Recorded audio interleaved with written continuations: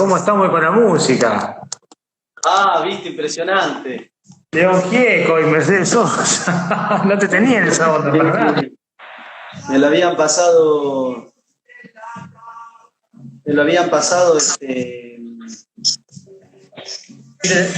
María García me dijo que lo ponga, pero yo ya lo había pensado un poquito, así que se ve que estamos en comunión. Bien, bien, bien. ¿Cómo andás? Bien, ¿vos? Bien. ¿Corta mucho? No, más o menos. Che, ¿cuántos casos tenés en Marcos Paya de COVID? Tenés como... Y acá hay unos casi 300 activos. Activos casi 300. Total hay más de 1000.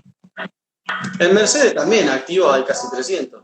No, hay 165 en Mercedes, se me fijé. Ahora menos, mirá. Bueno, claro, no es tanto. No, acá llevamos un piso ya hace como 2 meses Claro. que no baja para nada. Claro. Allá que novedades. ¿Pasa algo o no? Bien. Sí, qué sé yo. Han pasado un par de cosas medio tragiconas acá en Chacabuco, así que tenemos una comunidad bastante consternada y, bueno, en oración, ¿no? Así que, bueno. Y siguen pasando.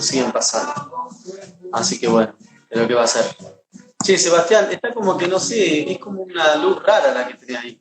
¿Tenías una luz que te ilumina así en la cara? Porque es como que... Una luz que me ilumina la cara. Yo no sé por qué Instagram no tiene como Facebook una cámara frontal. Debería tener como Facebook una luz, viste, que te usa la luz del... Claro, pero no hay, acá no hay, parece, qué sé yo. No, la linterna la pone para arriba. No sé. Yo estoy medio viejo, che, vos sé que me da sueño más temprano ahora. A mí todo lo contrario, a mí se me cambió el sueño, te digo, es una cosa impresionante, como me duermo re tarde, me levanto re temprano, cada vez duermo menos. Y ahora que me obligan a hacer Zoom en la escuela con los alumnos de la escuela, más tarde está todavía. Están buenos los Zoom igual, ¿eh? No, yo estoy re podrido Zoom. Todo el mundo está re podrido. Todos los días, a cualquier hora. Para joder está bueno, ahora para cursar Zoom ya está, estamos re podridos. Ya. Bueno, ¿No fuiste a Mercedes? No he ido hace un tiempito. Como... Pero voy a tener que empezar ahí por el tema del seminario y eso para poder reunirme con los formadores. Y... Yo capaz que voy la semana que el lunes voy. Lunes y martes. Está bien. Che, Seba, vos sabés que se corta un poco y vamos a hacer así, te corto y te vuelvo a llamar al toque, como la otra vez, y ya arrancamos, ¿te parece? Bueno. A ver si funciona.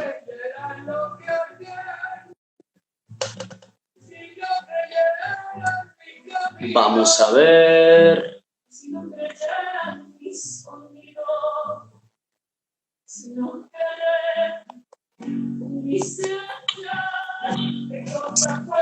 Buenas.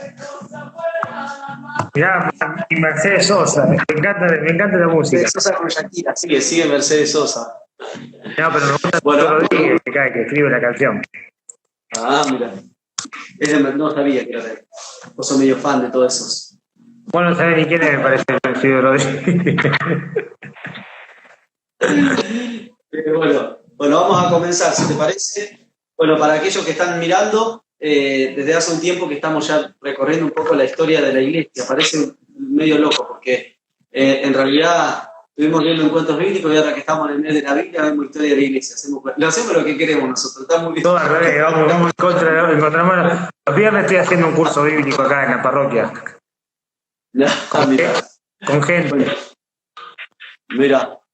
Bueno, el padre Sebastián Ríos, ya lo conocen, diácono en la parroquia de Nuestra Señora de Marcos Paz, oriundo de Mercedes, Nuestra Señora, perdón, cualquier cosa, diácono en la parroquia San Marcos Evangelista de la ciudad de Marcos Paz. Él es oriundo de Mercedes, muy bien, ya lo conocemos, profesor de historia. Y bueno, nos va a hablar ahora acerca de un personaje de nuestra historia muy conocido, que al menos de nombre tenemos, lo tenemos todos, ¿no? En mi caso particular no sé demasiado de él, es el Padre Mujica. Bueno, el título de hoy es El Padre Mujica, luces y sombras de un hombre que glorificó a Dios. Así que ahora sí, todo tuyo, Padre Sebastián. Empezamos, entonces vamos a hacer una oración en nombre del Padre, del Hijo y del Espíritu Santo. Amén. Y voy a leer para empezar un textito del Papa Francisco de Evangelii Gaudium número 40.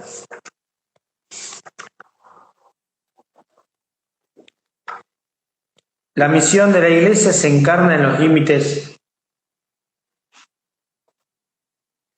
La misión de la Iglesia se encarna en los límites humanos. La Iglesia, que es discípula misionera, necesita creer en la interpretación de la palabra revelada y en la de la verdad. La tarea de quienes investigan la verdad ayuda a madurar el juicio. Gloria al Padre, al Hijo y al Espíritu Santo, como era en el principio y siempre, por los siglos de los siglos. Amén. Nuestra Señora de Luján ruega por nosotros.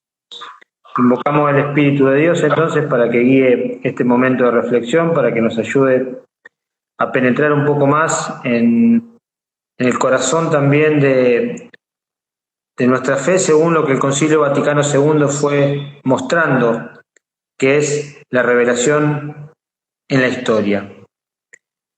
El Papa Francisco decía que con el tiempo la Iglesia tiene que ir madurando su juicio, la palabra revelada. Y entonces un poco la propuesta de hoy es reflexionar sobre la vida de un personaje y su contexto. Un personaje que es conocido por muchos, como decía Lucas recién, porque es un personaje que ha sido polémico, un personaje que ha sido endiosado y ha sido demonizado. Una persona cuando en su tiempo genera ruido, hace ruido, cuando en su tiempo trasciende el común de lo que el mundo hace, genera este tipo de reacciones, o se lo ama o se lo odia. Uno con el tiempo y más mirando la vida desde la fe y tratando de hacer una historia desde la fe, trata de mirar al hombre en su integridad. Cuando miramos a una persona vemos luces y sombras, vemos lo que la persona... Todos nosotros tenemos luces y sombras.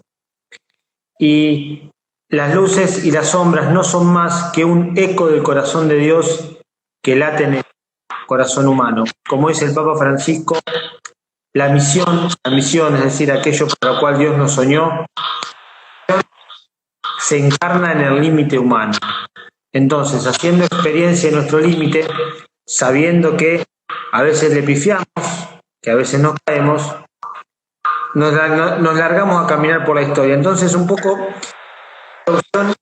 ingreso a la vida de Carlos Mujica. Yo elegí tres aspectos para hablar de él. Una semblanza rapidita de su vida, después su relación con un tema que a mí me parece muy importante para entender. Un tema que a mí me parece muy importante. ¿Sabés qué? Perdón, Sebastián, me dicen que se corta todo, me están mandando ahí por WhatsApp. No sé si te vuelvo a llamar. ¿Vos no tenés auriculares? Sí, para que si pruebo con los datos. No, pero te va a comer todos los datos. Esperá que te vuelvo a llamar. Si vos tenés auriculares, te voy a tener que volver a llamar sí o sí. Bueno, disculpen los que están conectados, una pequeña falla técnica que tenemos, que bueno, ¿qué pasa? ¿Qué pasa? ¿Estás? Puse los datos, a ver cómo se... No pruebe con los datos porque es peor aparte. No sé si lo... Pero no sé lo que es Wi-Fi de acá. Las misas las transmitimos con datos. El Wi-Fi se traba. Sí, es malísimo. Alto plan tenés que tener. Bueno, escucha. Probemos. Yo ahí te veo bien a vos. No sé si. Sí, el problema sos vos. Acá me dicen que medio que no se escucha. Bueno, ya está. Vamos a ver lo que sale. ¿Seguimos entonces? ¿Qué hacemos? Capaz que. Dale, seguimos. Bueno, 3 partes entonces pensé para esta reflexión. Una semblanza sobre su vida, después una mención a algo que lo marcó mucho a él, que fue el movimiento Sacerdotes para el Tercer Mundo. Me parece que es interesante adentrarnos un poco en este mundo, porque si bien hoy no existe como tal, en el post-concilio, es decir, después del concilio, marcó mucho la vida de la historia argentina, particularmente de la iglesia, pero también de lo que fue el trabajo en los barrios más populares, sobre todo en la provincia de Buenos Aires, en Tucumán, en Córdoba y en Mendoza.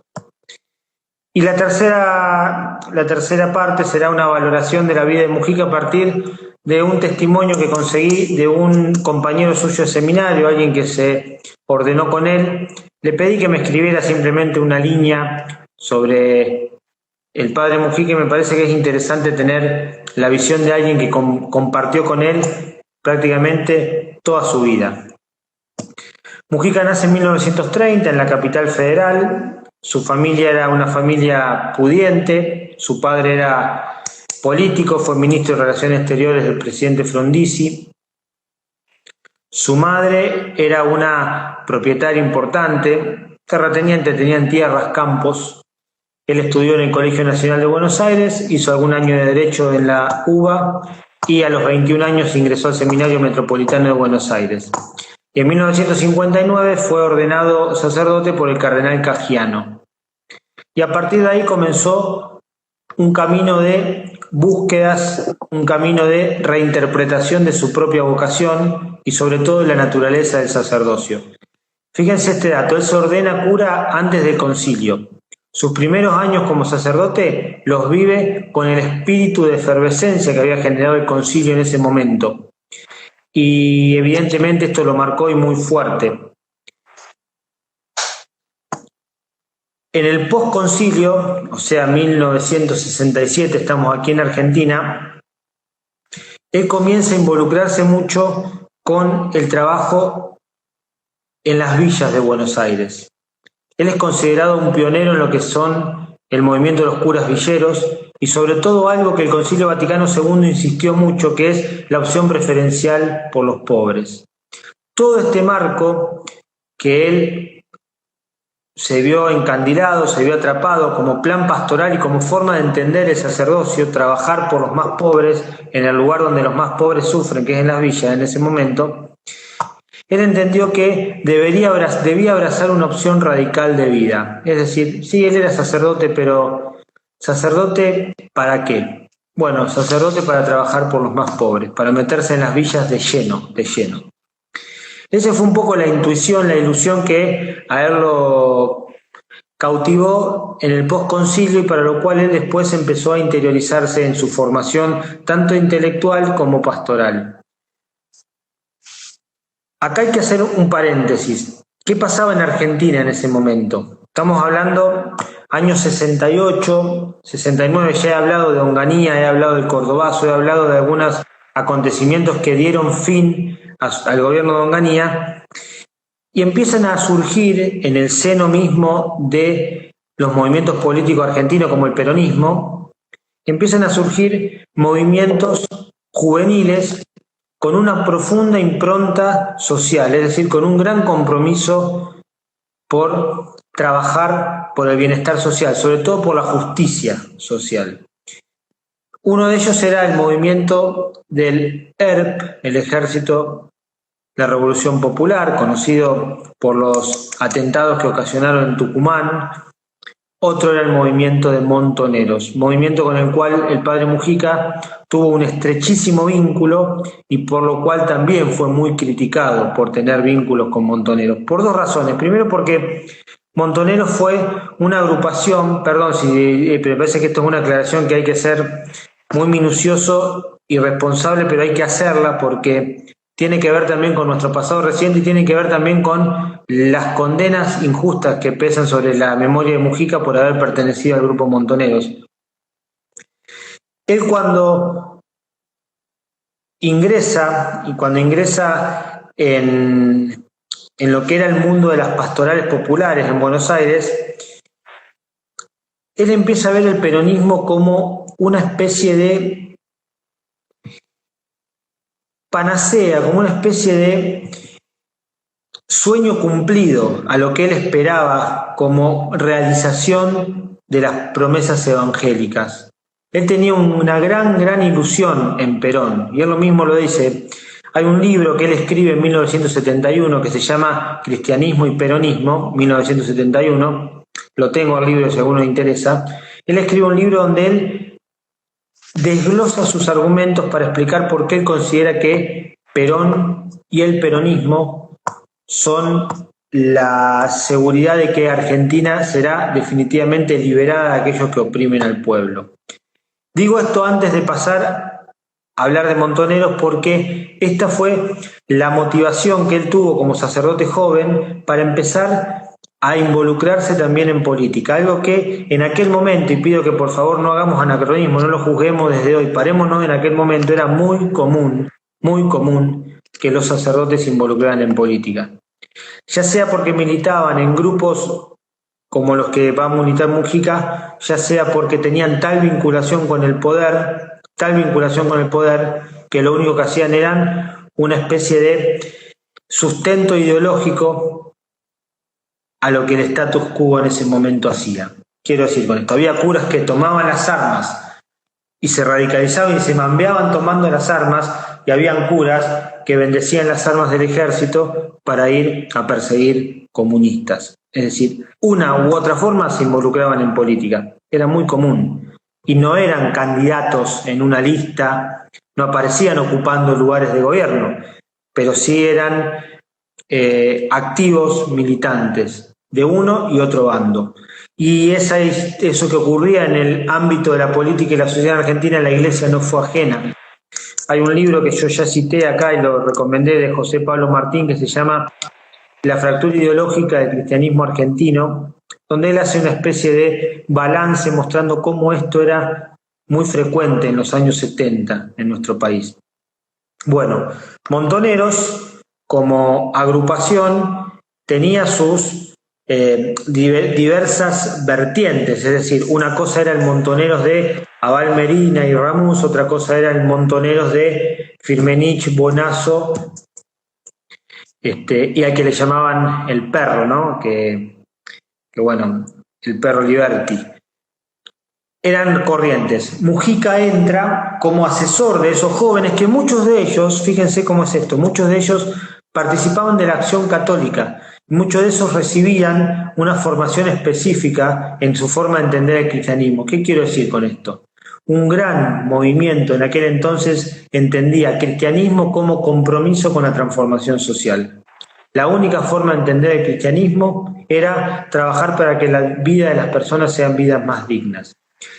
Y en ese anhelo, obviamente se cometían los excesos y las equivocaciones que vamos a ver que sí, se fueron cometiendo y que terminaron en definitiva el 11 de mayo de 1974 con el asesinato del padre Mujica.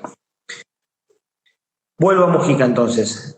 Montoneros como una agrupación fiel a Perón que buscaba revolucionar las capas juveniles, sobre todo las estudiantiles en secundario y universidades, para que sean los protagonistas de la revolución que Perón traería cuando vuelva al país. Recordemos que Perón se va en el 45 exiliado, vuelve en el 73 para ser presidente. Todo ese tiempo en el que Perón estuvo afuera, se fueron dando determinadas conversiones dentro del mismo movimiento peronista. Una de esas conversiones que la tenemos a fines de los 60 es Montoneros y es el ERP. Ambos en conflicto permanente. Los dos enarbolaban las mismas banderas. Mujica entra a Montoneros, da charlas de formación doctrinal y resulta que cuando Montoneros empieza a ver que la llegada de Perón se hace esperar y las Fuerzas Armadas empiezan a cobrar cada vez mayor protagonismo, Montoneros realiza uno de los actos terroristas más famosos de nuestra historia, que es el asesinato de un expresidente, presidente de facto, el expresidente Aramburu. Montoneros se atribuye el asesinato de Aramburu y ahí comienza a funcionar como un grupo paraterrorista. ¿Qué quiere decir esto? Un grupo que trabajaba infundiendo miedo en aquellos que eran considerados sus enemigos. Cuando Mujica capta esto, directamente se abre de Montoneros denunciando que él bajo ningún respecto iba a apoyar la toma de las armas y la violencia. Él siempre dijo, y hay muchos documentales en YouTube para ver, donde se lo reporté a él, donde hacen reportaje a él preguntándole sobre estas cosas, y él dice, miren, la iglesia que yo amo es la iglesia de Jesucristo. Y él siempre decía, yo soy primero y antes que nada un sacerdote de Jesucristo, fiel a la iglesia. Y mi rol es ser pastor de los pobres, ser padre de aquellos que no tienen un pan para comer y cuya dignidad ha sido pisoteada. Pero de ninguna manera es tomar las armas para ir a pelear contra el imperio. Si bien él siempre tuvo un discurso muy fuerte contra lo que eran las desigualdades y lo que ellos llamaban el imperio en ese momento, que era toda la estructura capitalista que orquestaba de los Estados Unidos a partir de 1974, después del consenso de Washington, con más fuerza, él siempre lo consideró como el gran originario de las desigualdades en nuestro país. Un hombre como Mujica... Sí. No, te pregunto al final. Dale. Pensemos que Mujica, como formación después del concilio, recibe, acá voy a ir a la segunda parte y espero ser claro y no ser muy teológico para hablar acá, pero Mujica recibe como formación en el postconcilio, recibe las influencias de la teología de la liberación. ¿Qué es la teología de la liberación? Bueno, la teología de la liberación es la corriente dentro de los estudios teológicos, es decir, entendamos teología como forma de pensar a Dios y comunicar la fe.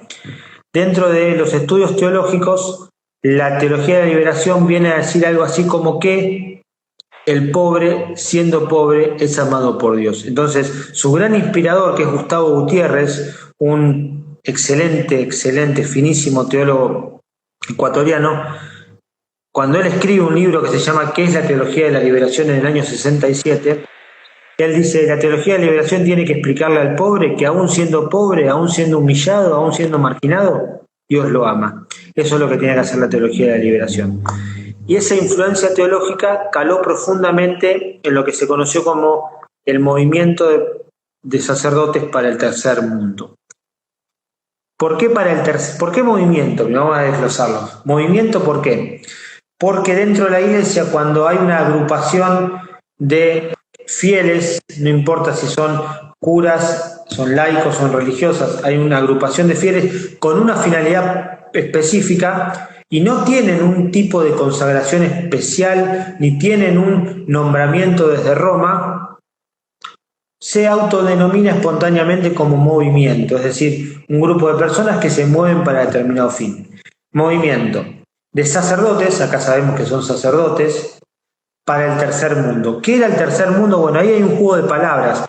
En ese momento la sociología hablaba de tercer mundo aquellos países que estaban en vías de desarrollo. Aquellos países que todavía no le daban la nafta para ser primer mundo, pero que se hacían lo que se hacía en primer mundo, algún día iban a poder llegar a hacerlo. Y después estaban los países subdesarrollados, que eran los que nunca iban a llegar a nada. Los países del tercer mundo o en vías de desarrollo, para estos sacerdotes, doblegan el sentido y hablan del tercer mundo desde otro lado. Ellos entienden que hay un mundo capitalista que fomenta el egoísmo, la competitividad, la exclusividad, el tener para ser. Hay otro mundo que es el mundo de la revolución violenta comunista, el mundo del marxismo, el mundo de aquellos que como por ejemplo en la Revolución Cubana, habían dado un nuevo impulso a otro mundo, a otra forma de entender las cosas, y estaba el tercer mundo, que era el mundo de Jesucristo, era el reino de Dios que se venía a hacer presente a partir de ¿qué? A partir de entrar en tensión, y esto era algo muy propio de teología de liberación, entrar en tensión con las estructuras del mundo. Es decir, el cura que firmaba como un sacerdote formado en la teología de liberación y para el tercer mundo era un cura que tenía que entrar al campo de batalla, que tenía que ir al barro, que se tenía que meter en el barrio.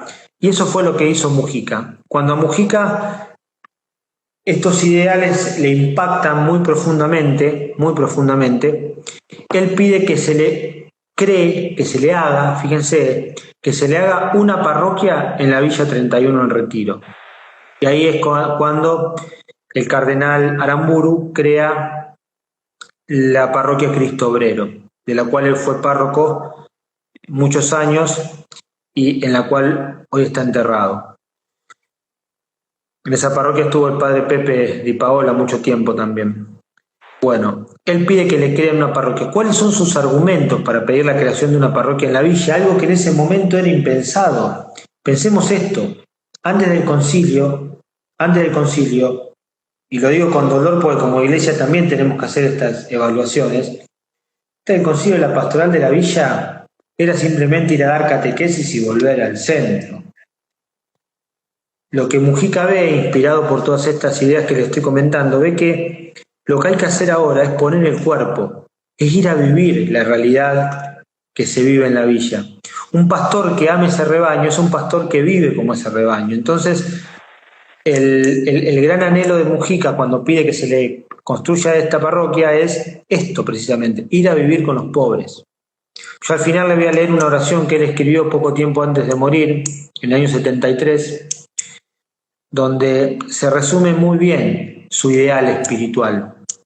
Y voy a leer el testimonio de este sacerdote que les comentaba, donde nos va a dejar también, por lo menos a mi modo de ver, nos va a dejar muy claro también dónde latía el corazón de Mujica. Alguna cosita sobre el movimiento sacerdote desde el tercer mundo, como para tener una noción más general. Es un movimiento, como les dije, de inspirados en la teología de la liberación, fundamentalmente de Gustavo Gutiérrez y de Helder Câmara. Helder Câmara era un obispo brasilero. Si algunos conocen algo de la vida de Oscar Romero, el santo mártir salvadoreño, bueno, era muy amigo de Romero. Eran paradigmas en ese momento, ejemplos, modelos de cómo había que entender el Evangelio en Latinoamérica. Se empezó a crear acá en Latinoamérica una corriente muy fuerte de espiritualidad que fundaba sus raíces en el pueblo llano de Latinoamérica. Fíjense un dato que para mí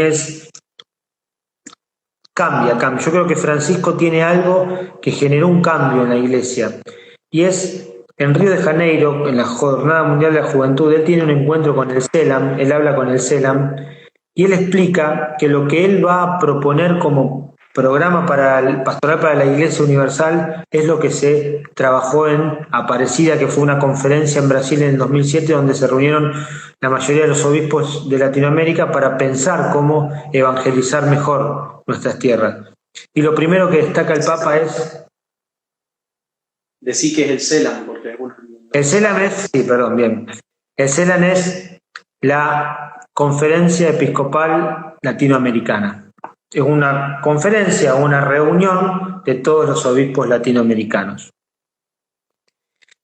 Y allí el Papa Francisco dijo: lo más interesante de Aparecida fue que se hizo en un santuario mariano y se rezó con la gente. Precisamente la figura de la Virgen siempre tuvo muchísima fuerza para la evangelización en América Latina. Y el movimiento sacerdote del tercer mundo, una de las pautas pastorales más fuertes que divulgaron fueron las misiones populares con la Virgen. Es decir, salir a los barrios a recorrer con una imagen de la Virgen. Y la Virgen era la puerta de acceso para después entablar una conexión más profunda con la gente. Porque el pueblo latinoamericano, el pueblo bajo, el pueblo más llano, si se quiere, más simple, que quizás no tiene la instrucción escolar que tenemos muchos, o que hemos tenido la gracia de tener muchos, se maneja mucho por el lenguaje simbólico afectivo. La Virgen es la madre te cuida y te da la vida, entonces hay una vinculación afectiva muy fuerte.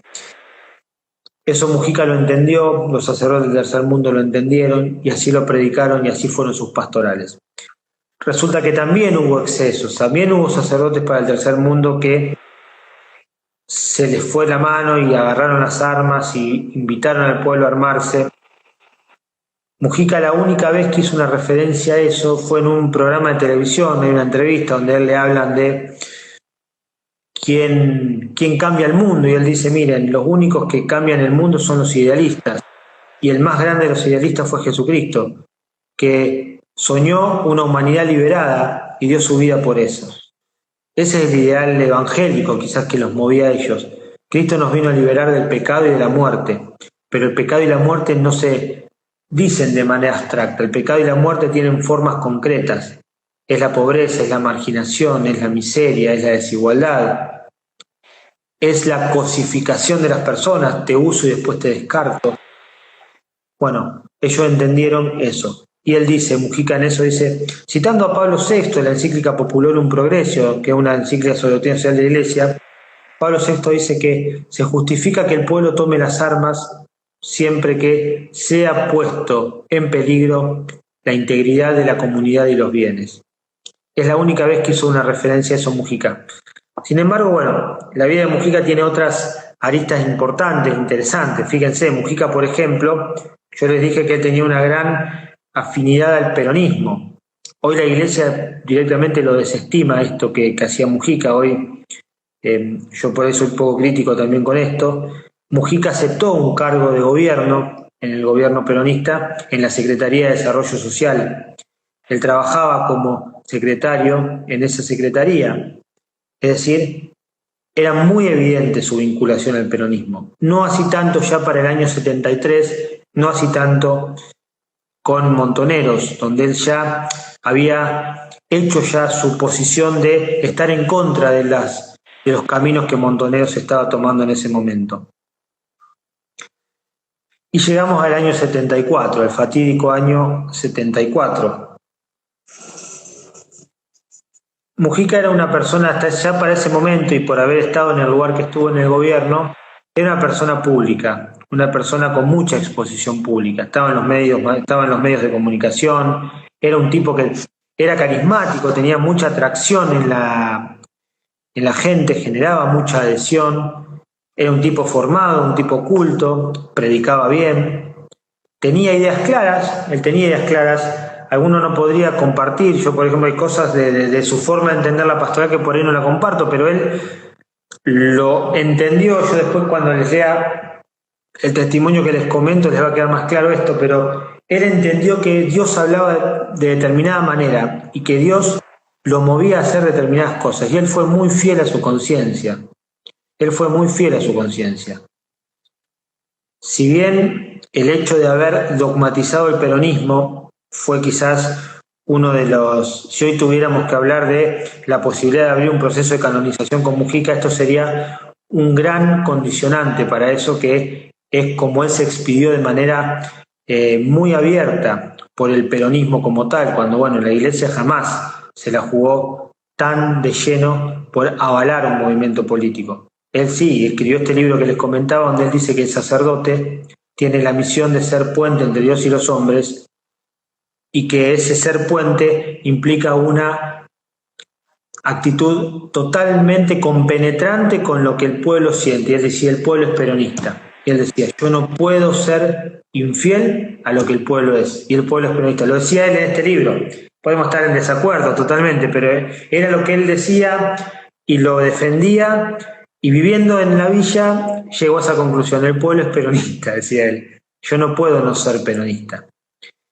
Un detalle, ¿no? Como una pincelada de lo que era también su forma de vida. Un tipo que padres radicales y de la oligarquía. Nada que ver con el peronismo.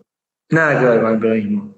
Sin embargo, cuando fue a vivir a la villa, entendió que el pueblo es peronista. Él tenía que ser peronista. Bueno, es lo que... Nada que ver porque eran radicales. Los padres radicales, bueno, cosas que pasan, qué sé yo. Bien, bueno, apuro un poquito, así paso a la mejor parte, que es la parte final.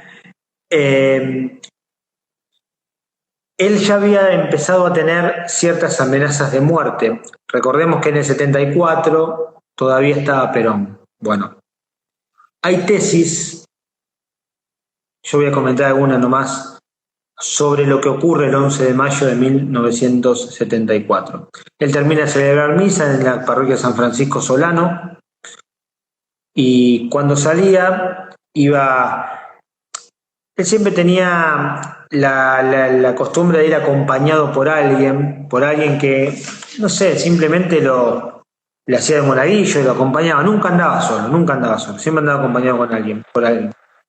Y en ese momento iba acompañado por un joven de la parroquia de él, ahí un joven de la villa. Cuando va a subir a su Renault 4L, él tiene un 4L, lo acribillan de 14 balazos. A sangre fría, ahí adelante de todo, sin que nadie pudiera atinar a ayudarlo. Lo llevan a la guardia, en el hospital Salaberry, ahí en Capital, pero al poquito tiempo muere. Su acompañante, el Capilli era el apellido, Capilli, después fue desaparecido, en el 77 desaparece, está como desaparecido hoy por hoy. Recibió 4 balazos, bueno, salvó su vida, Mujica murió. He aquí la gran cuestión, ¿quién lo mató? ¿Por qué lo mató? ¿Se acuerdan lo que hablamos del padre Alficheri? Que no hay al día de hoy juicios expedidos. Bueno, con el de Mujica en el 2016, recién ahí, la jueza Servini de Cubría dictaminó el fallo de que Mujica fue asesinado a sangre fría, así es el fallo, por un tal Jorge Conti, que en ese momento pertenecía a la AAA. ¿Qué era la AAA? Lo digo así rapidito. Asociación Anticomunista Argentina. Era un grupo parapolicial que había creado en ese momento la mano derecha de quien fuera la sucesora del general Perón cuando él muere en el 75, Isabel Martínez, el llamado Brujo, el López Rega. López Rega, un hombre cercano a Perón, un hombre de influencia política, decimos en la jerga, el que tejía por atrás, había armado un grupo paramilitar, se dice porque trabajaban en las sombras, para perseguir a toda posible influencia comunista que hubiera en el país. Mujica trabajaba con los pobres, hablaba de los pobres, y en sus homilías, él escribía mucho en la revista Criterio, bueno, en algunas revistas de ese momento, utilizaba mucho las palabras liberación, esclavitud y opresión, que son palabras que en ese momento sonaban raro al oído de aquel que estaba con la lupa buscando comunistas. Palabras cristianas. Cristo nos vino a liberar. Somos cristianos y hablamos de liberación. No tenemos miedos a la palabra liberación. Sería una tontería tener miedo de eso.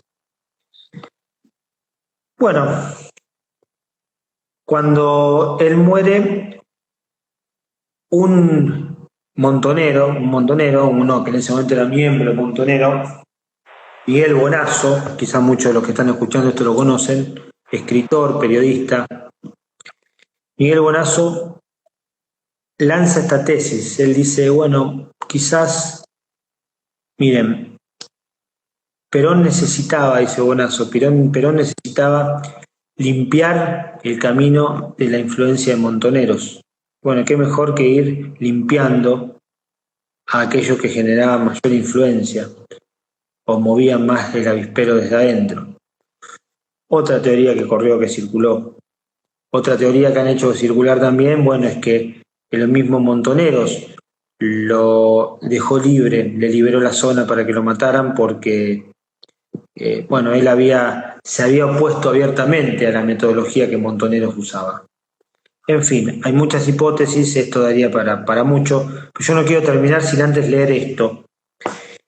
Le pedí a un Tengo después, si a alguno les interesa, para pasarle como material, tengo el libro este que escribió Mujica, Cristianismo y Peronismo, y tengo 2 artículos que salieron en la revista Criterio, una revista de cristiana, de divulgación cristiana, 2 artículos que salieron el día siguiente, al que él murió, muy bien escrito. Uno de ellos es la crónica, que no la leo ahora porque es muy larga y no me da el tiempo, una crónica de cómo fue su último día, desde que va a celebrar la misa, cuando es baleado, cuando es llevado al médico, qué rezó, cómo murió, está todo detallado cual crónica policial. Y el otro es una lectura más teológica de la vida de Mujica, que es lo que yo quiero proponerles ahora. Miren, yo no quiero hacer una lectura ni política ni social de Mujica porque no me interesa y porque no estamos para esto los que hacemos historias de la fe. A mí me interesa hacer una lectura teológica, es decir, qué atisbos, qué sesgos, qué luces de eternidad hay en la vida de una persona, cómo Dios se manifiesta a través de la vida de una persona. Eso es lo que nos interesa. A mí personalmente me interesa eso. El resto, opiniones van y vienen, no nos cambia la vida a nadie. Ahora esto sí, porque acá se juega la verdad de la fe. Yo le pedí al padre Luis Heriberto Rivas, que es un biblista, amigo, que fue compañero de seminario, fue ordenado junto a Mujica, se ordenaron los 2 juntos el mismo día, la misma ceremonia, y fue compañero de él y amigo hasta, el día que lo mataron. Él estuvo en una procesión enorme donde hubo más de 900 personas que acompañaron la procesión a su sepulcro. Le pedí que me hiciera alguna pincelada sobre la vida de Mujica y él me escribió esto. Supongo que sobre toda la actuación de Carlos Mujica en el orden social tendrás bastante material. Si en algo puedo colaborar, creo que podrá ser en el otro orden de conocimiento de su persona como compañero de todos los años de seminario y de amigo hasta el final de su vida. La imagen que quiero que quede de él, lamentablemente muchas veces dejada de lado por el énfasis en su actuación política, es que Carlos Mujica siempre se destacó por ser un hombre de mucha oración. Y esto incidía en que tenía una gran fidelidad al Evangelio. En su contacto con el Señor en la oración, descubría cuál era su voluntad, y acá viene lo que le decía, y se jugaba enteramente por ella sin importarle nada ni cualquier otra cosa. En esto podía darse alguna vez un tema de conflicto entre él y yo. Él sostenía que el Señor le exigía identificarse en todo con la gente de la villa, y por eso mismo participaba aún en sus opiniones políticas, ante lo cual mi postura era que eso no incluía el embanderamiento político, pero él siempre enfatizaba el todo. También quiero que conste que, en contra de lo que se suele oír, siempre estuvo en contra del recurso a la violencia. A pesar de las circunstancias por las que en algunos momentos estuvo en una situación conflictiva con la autoridad eclesiástica, él siempre estuvo aferrado a la convicción de que había que mantener la unidad de la Iglesia. Esto a veces lo puso en una situación incómoda con otros sacerdotes que, como él, se jugaban por la cuestión social. Y ahora les voy a leer la otra parte, me mandó 2 partes, mientras tanto hago otro comentario. Mujica está un par de meses nada más en el cargo que Perón le había dado en la Secretaría de Desarrollo Social. Él se retira precisamente porque a él le habían caído denuncias de que no justificaba los fondos que partían de la Secretaría para los fines a los cuales le daban el dinero. Decían que no lo sabía justificar. Bueno, escuchen el audio, el reportaje que le hacen a él cuando le preguntan por este tema, le explican muy bien. Miren, yo blanqueé todo, siempre fui blanqueando todo gasto que hacía. Ahora yo dejo este lugar porque siento que ya al pueblo no le respondo como le respondía antes. Ya dejé de ser puente, ya dejé de canalizar lo que al pueblo le pasa. Me estoy convirtiendo en un funcionario y no quiero, decía él. Entonces renuncia. Y en esa renuncia empieza también a ser visto como sospechoso también. ¿Cómo puede ser que le haya renunciado a Perón si Perón era prácticamente el Mesías para él?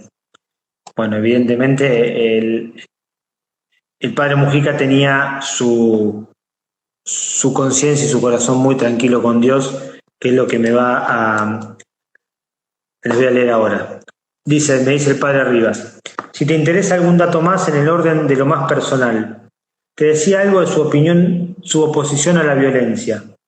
Es evidente que él estaba muy unido con los montoneros, que se había caracterizado por su oposición a la violencia, diferente al movimiento de izquierda ERP, Ejército Revolucionario del Pueblo, pero cuando los montoneros se mimetizaron con el ERP, lo que yo le decía, el asesinato del expresidente Aramburu, optando por la violencia, él se apartó de Montoneros. En el mes de febrero habíamos viajado por distintos motivos a Mar del Plata.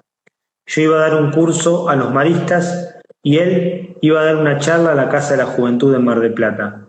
Al día siguiente le pregunté cómo le había ido en la charla y me contestó que había sido un lío, porque ahí se había manifestado en contra de los montoneros, contra de lo que todos ellos esperaban. Entendí después que las amenazas provenían de los montoneros, que ahora no toleraban que él se hubiera puesto en contra, siendo así que estaba muy enterado en todas sus internas, y era peligroso que se pase de vereda. Sabía de antemano que lo iban a matar porque desde el comienzo del 74 venía recibiendo amenazas, por lo que se podía intuir. Yo me reía porque no las tomaba en serio, pero él sí las tomaba en serio. En esos casos también se reía y decía, pero yo voy a resucitar. Los jueves por la tarde acostumbraba ir a jugar al fútbol al seminario. Las últimas semanas se notó en él un cambio. Andaba muy concentrado en sí mismo, mucho menos comunicativo y más entregado a la oración. Sin embargo, el jueves antes del asesinato fue a jugar al fútbol y fue muy visible el cambio de su estado de ánimo. Le mando un abrazo a Luis Heriberto Rivas. Punto. Fíjense la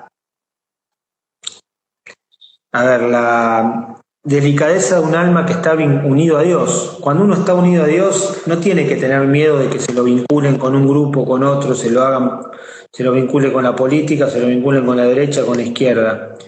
Y uno está a conciencia seguro de que Dios te manifiesta algo y lo hace desde la oración y en fidelidad al Evangelio. No hay que tener miedo de trabajar por los más pobres y entrar en zonas donde a veces nos van a malinterpretar. Eso pasa. Le pasó al Señor. Come con borrachos, come con publicanos. Nos va a pasar a nosotros también. Por eso quiero leerles, antes de terminar, como oración final, la oración que él escribe en el año 73, cuando ya había hecho la opción por vivir en la villa, una oración muy conocida, seguramente todos ustedes ya la habrán escuchado alguna vez, pero la quiero leer como cierre, porque me parece que es una síntesis de su testimonio espiritual. Yo no te voy a decir cómo definimos al padre Mujica, quién fue Mujica, bueno, les propongo hacerlo desde esta oración.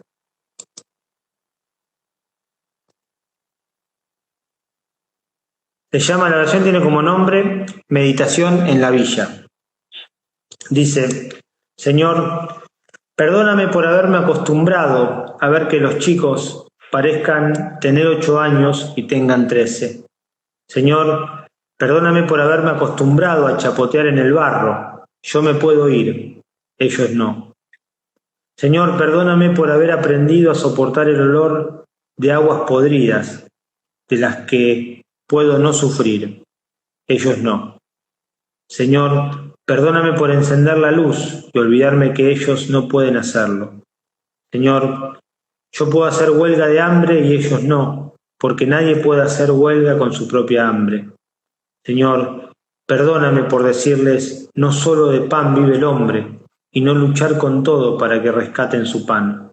Señor, quiero quererlos por ellos y no por mí. Señor, quiero morir por ellos. Ayúdame a vivir para ellos. Señor, quiero estar con ellos. Señor, quiero estar con ellos a la hora de la luz. Me parece que es una síntesis. No le agregaríamos nada más porque lo arruinaríamos, pero eso me parece que sintetiza lo que es el corazón de un pastor también, ¿no? El tener la convicción de que lo que uno tiene es don y que la miseria que está pasando el otro también es un don, porque ahí Dios lo está amando. lo está salvando. Fíjense cómo termina. Quiero estar con ellos a la hora de la luz. ¿Por qué? La teología de la liberación tenía como presupuesto, diríamos, no es dogmático, pero casi dogmático, de que el pobre, el sufriente, va al cielo. Bueno, es decir, ahí está, dirá Jesús, es más difícil que un rico entre al reino de los cielos. Bueno, yo termino acá. No sé si habrá alguna pregunta, no queda mucho tiempo, pero...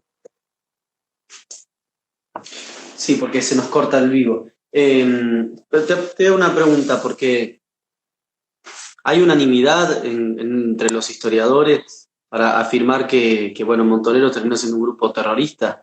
Muy fuerte esa afirmación, ¿eh? Sí.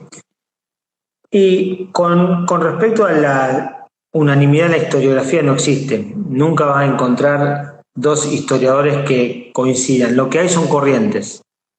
Hay líneas que interpretan determinadas cosas, hay líneas que interpretan otras. Yo creo, a mi modo de ver, y me hago cargo de lo que digo, que si un grupo de personas asesina a un expresidente poniéndole una bomba en la casa, eso es infundir terror.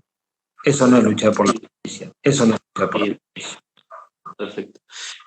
¿Cuál fue el final histórico de Montoneros?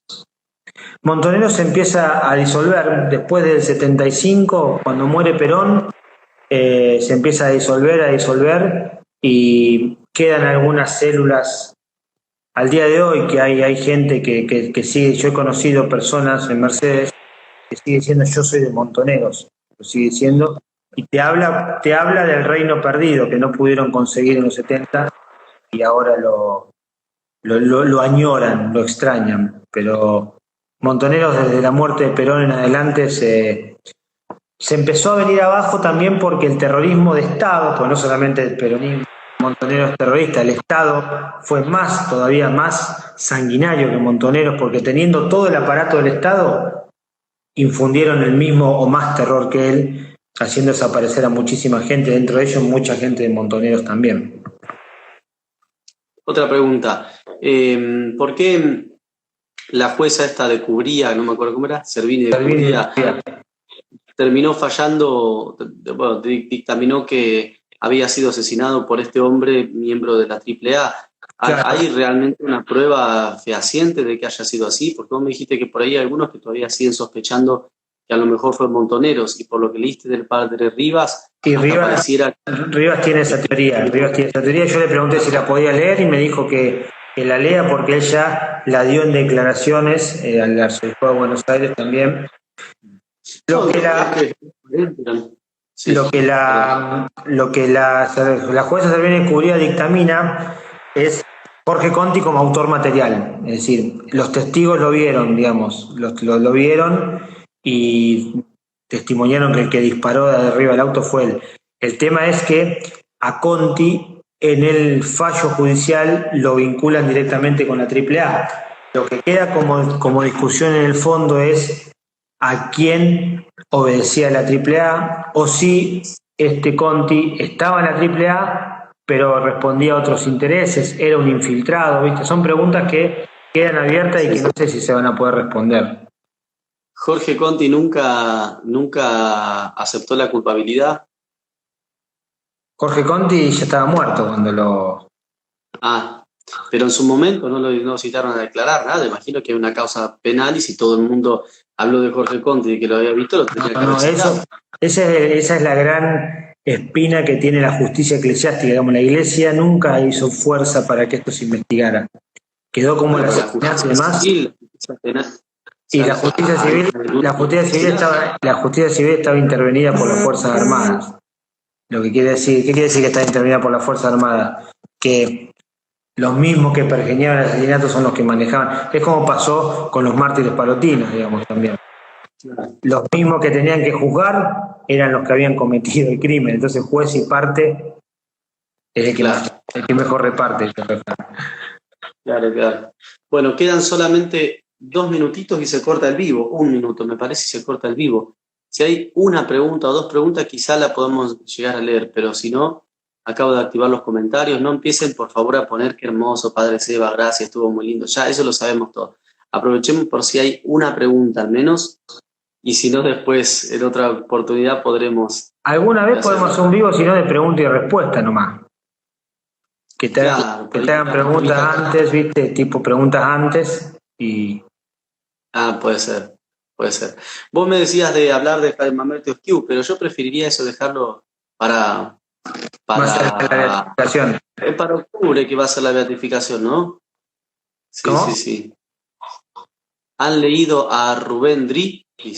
Sí, Rubén Dri fue un ex sacerdote salesiano, uno de los principales detractores del Papa Francisco. Yo no lo puedo ni ver a Rubén Dri, me parece un chanta por donde lo mire.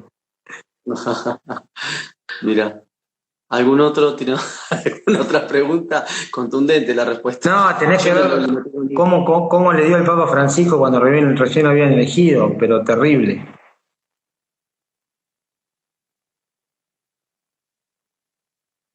¿Por qué la Iglesia mantuvo el silencio, al igual que con el padre Kelly? Bueno, da a saber. Yo interpretaría más que la Iglesia, porque la Iglesia también era Kelly que fue asesinado, también era Angelelli que fue asesinado, también fue Mujica que fue asesinado, también era la Iglesia ellos, ¿no?